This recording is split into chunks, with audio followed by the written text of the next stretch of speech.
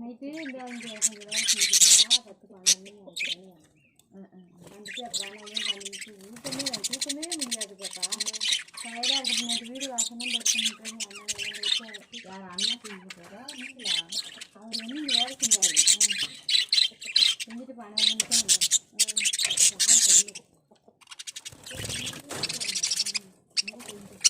அப்பா எங்கள் அம்மா கடை ஒரு நாள் 2 நாள் எடுக்கிறதுக்கு இருக்கு. அதையும் எடுக்கலை, வேலைக்கும் போகல, ஒன்றுக்கும் போகல. ஒரு வேலையும்